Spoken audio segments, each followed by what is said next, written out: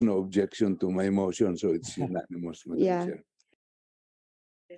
It's clear. Yes, just for the record, Congressman, because our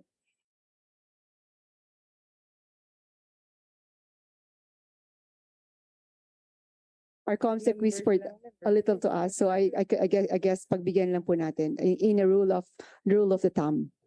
Congressman, thank you. Madam So, Chair, yes, Congressman Franz Castro.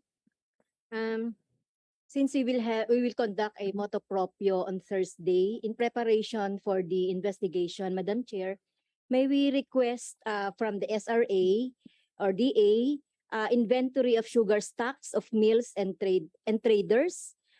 This is to determine if indeed we have a shortage of sugar and if there is a hoarding of said product. Number 2, Madam Chair, to name the members of the sugar, kung meron po, no? Name the members of the sugar cartel and cause its dismantlement and punish government officials linked to it. And number 3, Madam Chair, since tayo po ay mag-i-investigate, so siguro naman for delikadesa, no? Dapat mag-courtesy call, hindi lang dapat courtesy resignation rather. Mag-courtesy resignation, hindi lang po si Undersecretary Leocadio Sebastian, pero lahat po nung pumirma doon sa doon sa SO number 4.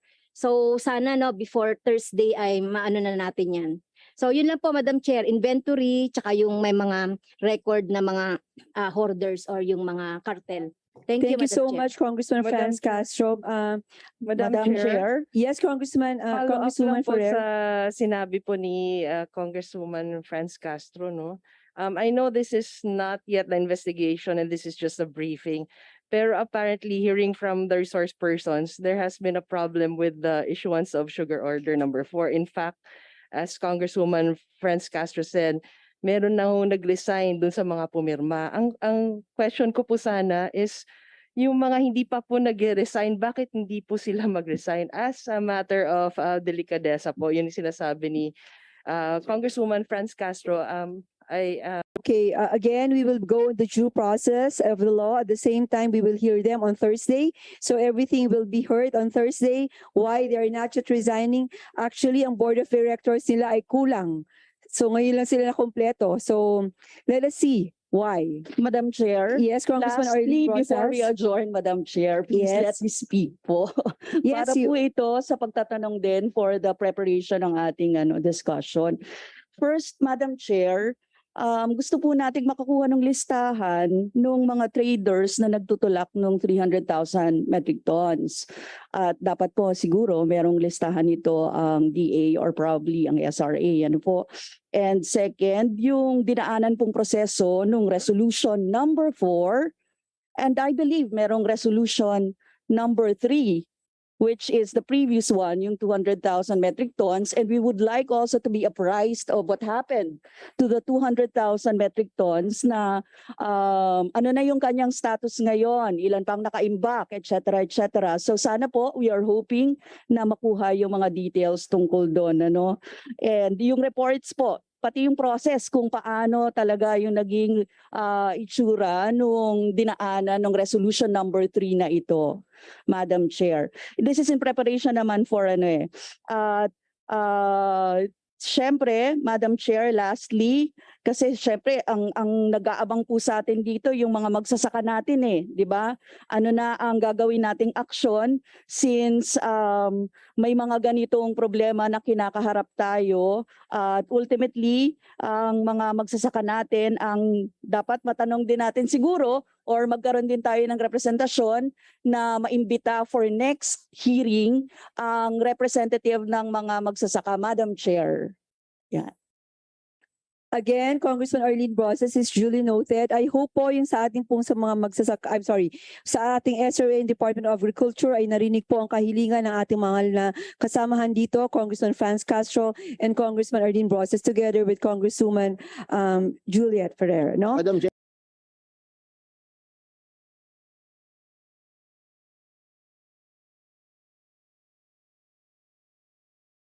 Yes, Congressman Abarzaga. Just a manifestation. Well, under our rules, actually these are the rules of the 18th Congress, which we have adopted at the start of the session. insofar as motu proprio action is concerned, motu proprio action of a committee on any matter which is jurisdiction upon a majority vote of all its members. Insofar as our committee is concerned, right now we have only 23 members. And under our rules, we should have at least 45 members. However, I can interpret it that the majority of all the members will be only the majority of all the members who have been already elected, so that we can conduct business even if not all the members of the Committee on Good Government had been elected in the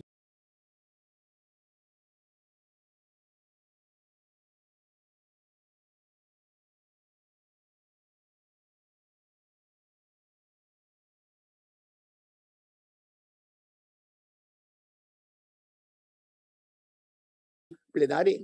However, there is another problem, provided that the committee is publication. Well, under these circumstances, I think we have to consider everything, considering that we shall be conducting an investigation which would be very important, very crucial, and lawyers may question that we are not following our own rules of procedure. It is all well taken, Congressman Barzaga. That is the reason why we're just doing the briefing, so that everybody involved in this problem could relate to us all of the things that we really need, as asked by Congressman Castro, Congressman Brosas, and Congresswoman Juliet Ferrer. It is also in our obligation that to abide with the technicalities and the rules of this committee, together with the motu proprio inquiry. So that is the reason why we have met our majority floor leader, Congressman Manix Zalipe, for that matter. I was also seeking advice from our committee secretariat to get all of those papers and documents pertaining to this inquiry. That is all, your honors. Would you like to say something, Congressman Vergara? Briefly, Madam Chair, the Honorable Kiko Benitez wishes to be recognized. Okay, Congressman Kiko, Chairman.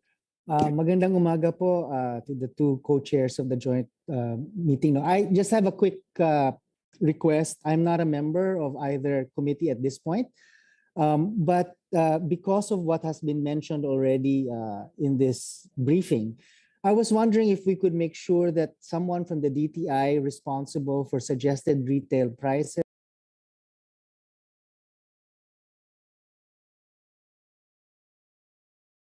for sugar actually be present on Thursday as well. No, since I think the supply chain is partly what we are concerned about, both from the importation side all the way to the consumer prices.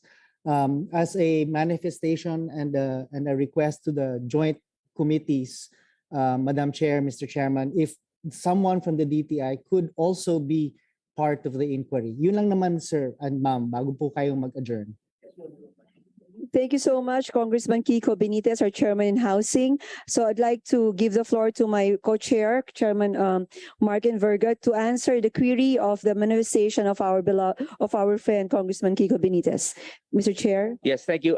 Agreeably, thank you for that, the Honorable Kiko Benitez. DTI must be with us. And also to add to that, may we also invite the industrial users. The Department of Agriculture should also be here, as well as Nestle, who is also a big consumer of the importations and the sugar, produce in the Philippines. So just to add that, Madam Chair. Madam Chair, before we Yes, we adjourn, Congresswoman. I just want to put on record, as a representative from the province of Negros Occidental, one of the sugar producing provinces of our country, I would like to again ask all those who signed the sugar order number 4, which we think was illegal, they should resign po. Yun ang hinihingi ko. Gusto ko lang po iulitin yung aking request. Out of delicadeza, kasi nag-resign na nga yung iba nilang kasama. Sana mag-resign na rin sila. So that is a call for resignation to those who are part of the board of directors of SRA. Yes, Madam Chair and Mr. Chair. That is duly noted also for Thank the resignation, request for resignation of the following board of directors under SRA. So that's all, Congresswoman. Thank you, Madam. All right. So Sa ngalan po, of course, ng ating good government, public accountability, and of course, ang acting, Madam Uh, Chair, yes, Congressman Ako? with your indulgence Yes, of course. and the indulgence of my colleagues, Congressman Barsaga also already read the rules, and the two most important things there are the rules have not been published yet, and we have to seek permission from the Committee on Rules. Now, we're going to have a meeting on Thursday, and the required number of days for publication is 7 days. Are we in order if we conduct a hearing Congressman, on Thursday?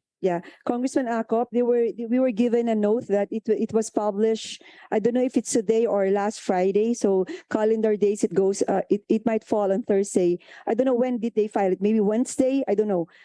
So that's the reason why we are asking the rules to furnish us a copy of that publication. That is the reason why I cannot proceed with the inquiry. Everybody's about asking like this and like that. We wanted to go with the rules, with the process flow. That is the reason why, Congressman Akop. Thank you, Madam Chair. Thank you so much for that input, and I'd like to thank each and every one of us, of all, for attending this committee hearing, and we will be expecting so much from you all. And at the same time, pag ready na po ang lahat ng ating mga dokumento with the motu proprio inquiry, we will proceed with the inquiry. Congressman Mark Vergara, would you like to do a closing? And Verga, sorry. Thank you, Madam Chair. So again, I'd like to thank everyone. We know this was done in such short notice. So I think I'd like to share my opinion with regards to the rules. I guess it would be best that we seek the guidance of the Committee on Rules, the majority leader. So I guess we will be guided and accordingly to how we will proceed on Thursday. So we could do another briefing. As far as I'm concerned, we could consider it again as a briefing, or probably motu proprio would be in order, subjective to the decision of the majority leader. So Yes, with that, Madam- thank you, Madam Chair. One last before we Congressman adjourn. Palma, you're now recognized. In short, in the event that we cannot secure the authority coming from the rules as well as the publication, instead of inquiry, it would be a briefing so that we can set the parameters in the next. Yes, so meetings. everything Thank will you. be in order. So, Yeah. I mean, it should be chronologically arranged. Everything should be in 1 to 10, 1 to 50. We don't skip anything. Okay, so the meeting is now adjourned. Thank you so much. Ay, Thank you. no more na. Kanina ba?